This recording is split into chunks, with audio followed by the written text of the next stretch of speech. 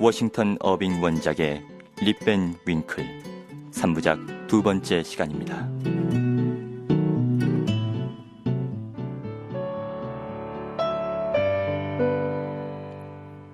지난 이야기.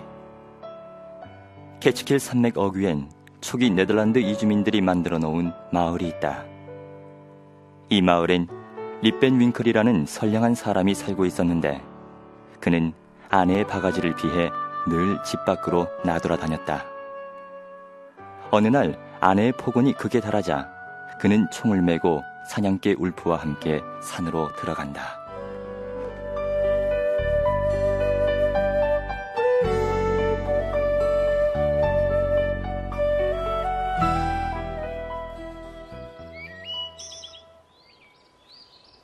쾌청한 어느 가을날, 립은 산책을 하듯이 오랫동안 숲속을 걸어다녔다.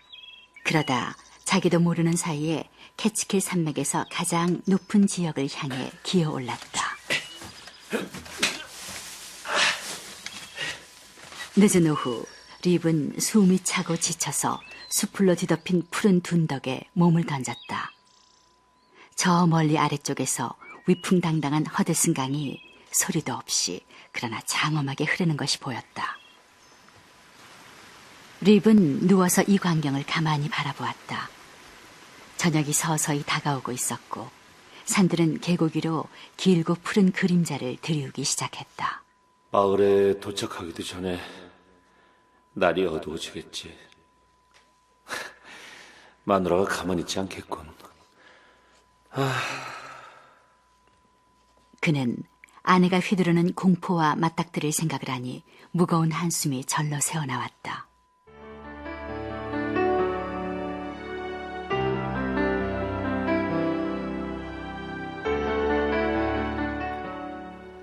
립 밴 윙클. 그가 막 마을로 내려가려고 할 때 멀리서 누군가가 큰 소리로 부르는 게 들렸다. 주위를 둘러보았으나 눈에 띄는 것은 산을 가로질러 혼자 날아가는 까마귀 한 마리뿐이었다. 내가 잘못 들었나? 그는 다시 산을 내려가기 시작했다. 그러나 그때 다시 한번 그를 부르는 소리가 조용한 저녁 하늘을 가르고 울려 퍼졌다. 립 밴 윙클.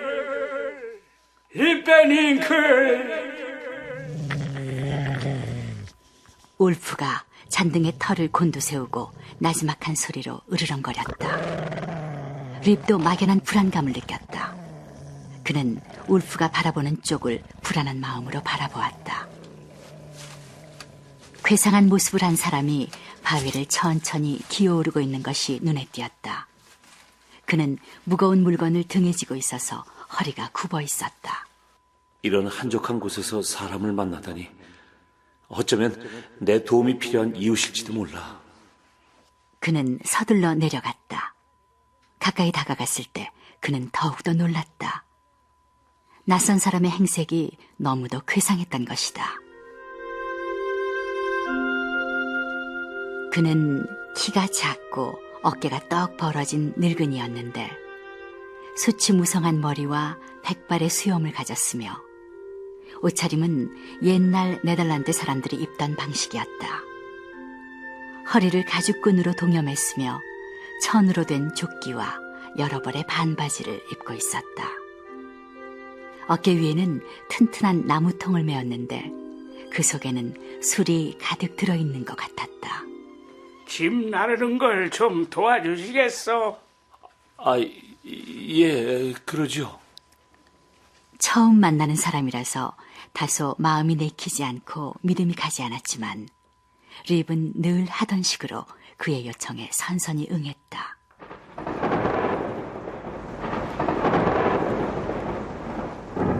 산을 오르는 도중 립은 가끔씩 먼 곳에서 울리는 천둥 소리와도 같은 긴 울림소리를 들었다.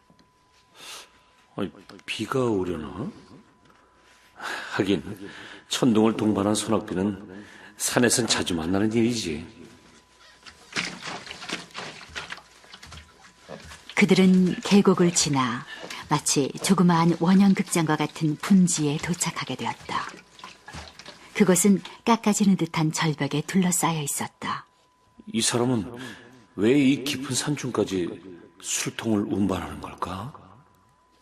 립은 이상했지만 미지의 사람에게는 뭔가 불가사의하고 이해하기 어려운 분위기가 감돌아 감히 물어볼 수가 없었다.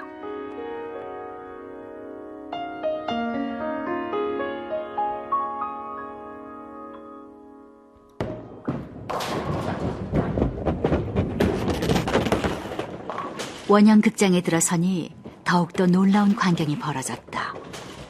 한복판에서 괴상한 모습을 한 사람들이 모여 나인핀즈 놀이를 하고 있었다. 그것은 벽 모양의 기둥 9개를 세워놓고 공을 던져 쓰러뜨리는 놀이였다. 저 사람은 옛날에 유행하던 허리가 잘록한 재킷을 입었군. 그런데 하나같이 기다란 칼을 차고 있네. 어떤 사람은 수북하게 턱수염을 기르고 옆으로 퍼진 얼굴에 눈이 돼지처럼 가늘었다. 또 어떤 사람은 코가 너무 커서 얼굴에 코만 있는 것처럼 보였는데 붉은 수탉고리 깃털로 장식한 원추형의 하얀 모자를 쓰고 있었다. 가운데 있는 사람이 우두머리인가 보군. 그는 땅딸막한 노신사로 갖은 풍파를 견딘 얼굴이었다. 역시 옛날에 유행하던 허리가 잘록한 재킷을 입고 폭이 넓은 허리띠엔 칼을 차고 깃털로 장식한 모자를 썼으며 장미꽃 장식에 달린 굽이 높은 구두를 신고 있었다. 우리 마을 목사님의 응접실에 걸려있는 프란더즈 지방의 화가가 그린 그림 같군. 2주 초기에 네덜란드에서 갖고 오셨다고 했지? 그런데 한 가지 이상한 점이 있었다. 놀이를 하고 있음에도 불구하고 모두가 심각한 표정이었다. 또한 신비스러운 침묵을 유지하고 있었다.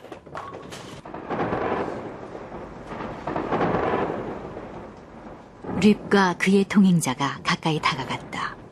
그러자 그들은 갑자기 놀이를 멈추고 목석처럼 고정된 시선으로 그를 뚫어져라 쳐다보았다.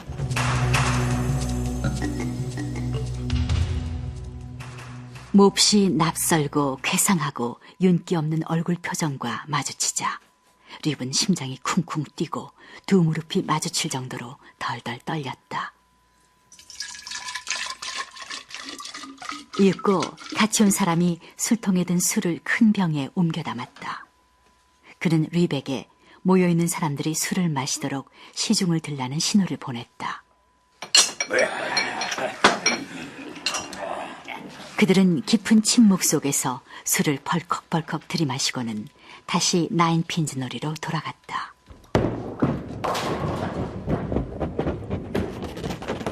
립은 공포와 불안에서 점점 벗어나게 되었다. 심지어 아무도 자기에게 눈길을 주지 않을 때 술맛을 볼 정도로 대담해졌다. 술맛이 아주 좋군. 그는 천성적으로 술을 좋아하는 사람이어서 유혹을 뿌리치지 못하고 계속 술을 마셔댔다. 결국 너무 자주 술병을 찾다가 그만 감각이 마비되어 눈앞이 빙글빙글 돌았다. 이윽고 고개가 수그러지면서 그대로 깊은 잠에 빠졌다.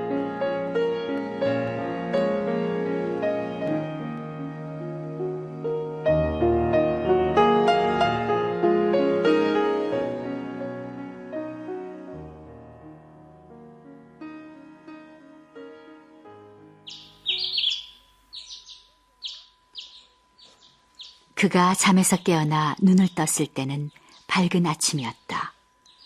그가 누운 곳은 노인을 처음 만났던 바로 그 둔덕이었다. 아이고 말이야. 아니 여기가 어디지? 립은 잠들기 전에 일어났던 일들을 기억해 보았다. 술통을 메고 가던 이상한 사람, 산중의 계곡, 바위에 둘러싸인 자연의 은신처, 나인핀즈 놀이를 하던 음울한 얼굴의 사람들, 술병이 머리에 떠올랐다.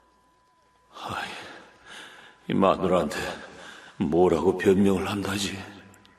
그는 총을 찾아 주위를 두리번거렸으나 옆에는 깨끗하게 기름칠을 해놓았던 자신의 엽총 대신 낡은 총 하나가 놓여 있을 뿐이었다. 혹시 엄숙한 얼굴로 술을 마시면서 놀던 사람들이 나한테 속임수를 쓴 건 아닐까? 술에 취하도록 만들어 놓고 총을 훔쳐간 거야. 그러고 보니 울프의 모습도 보이지 않았다. 울프! 울프! 그러나 개의 모습은 보이지 않았다. 할 수 없군.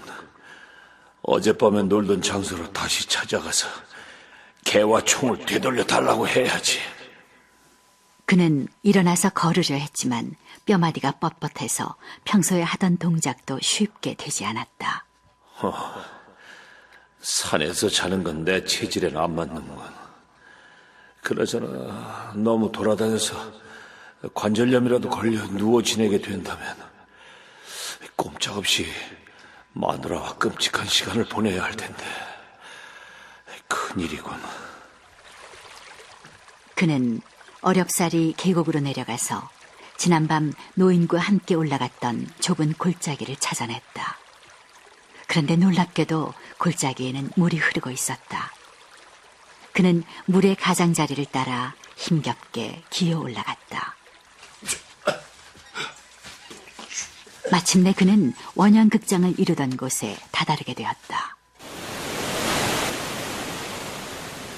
그러나 원형극장은 흔적도 남아있지 않았다. 그 대신 높은 장벽과도 같은 바위들 위에서 급류가 흘러내렸다. 울프! 울프!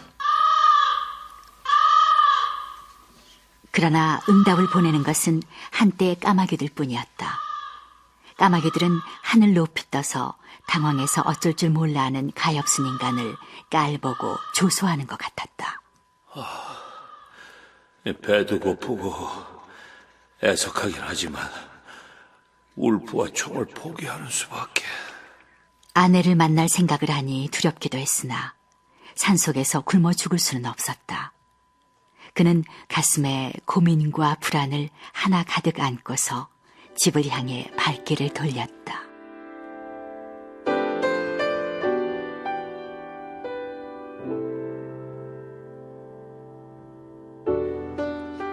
마을이 가까워지면서 립은 몇몇 사람들과 마주쳤다. 그러나 아는 사람이 한 사람도 없었다. 이 근방에 사는 사람이라면 모르는 사람이 없는데. 게다가 그들의 옷차림 또한 전에 보던 것과 달랐다. 립과 마주쳤던 사람들도 마찬가지로 놀란 표정을 하고서 그를 뚫어지게 바라보았다. 그에게 시선을 둘 때마다 그들은 자신들의 턱을 쓰다듬는 것이었다. 립은 자기도 모르게 턱을 쓰다듬었다. 아니, 이럴 수가. 턱수염이 한자나 자라있다니. 이윽고 그는 마을 어귀에 들어섰다. 귀신이다! 수영장에 가겠습니다! 한 무리의 낯선 아이들이 뒤를 따라오며 소리쳐 야유를 하기도 하고 은백색의 턱수염을 가리키기도 했다.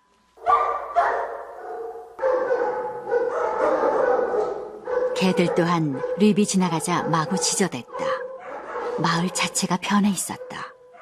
전보다 커지고 사람들도 많아졌던 것이다. 전에 보지 못한 집들이 줄지어 서 있었고 그가 자주 드나들던 낯익은 집들은 보이지 않았다. 나와 내 주변이 다 같이 마법에 걸려있지 않고서야 이럴 수가 있나. 틀림없이 이곳은 겨우 하루 전에 떠났던 마을이었다.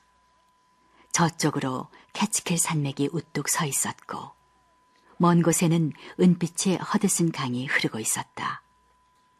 언덕도 구릉도 전과 마찬가지로 여기저기에 펼쳐져 있었다. 립은 몹시 당황해서 어쩔 줄 몰라 했다.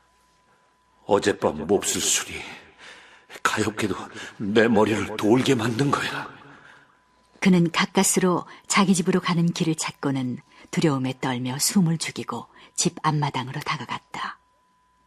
금방이라도 아내의 날카로운 목소리가 튀어나올 것만 같았다.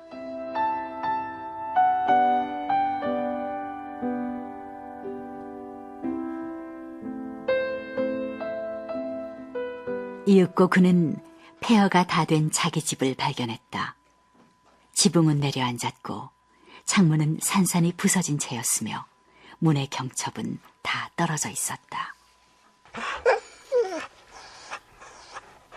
울프처럼 생긴 개 한 마리가 굶주려서 다 죽게 된 몰골을 하고 집 주변의 어딘가로 슬금슬금 숨었다.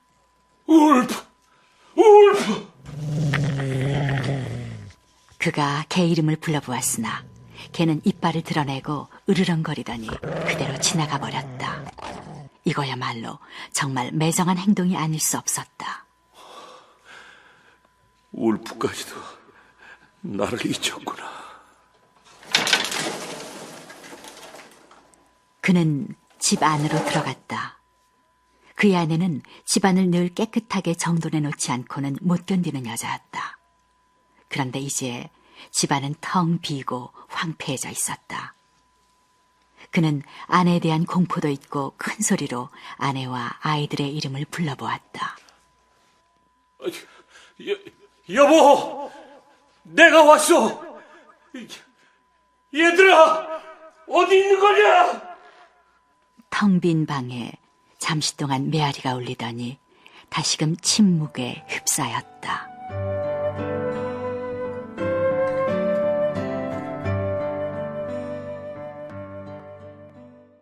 워싱턴 어빙 원작의 립 밴 윙클 2부를 마칩니다.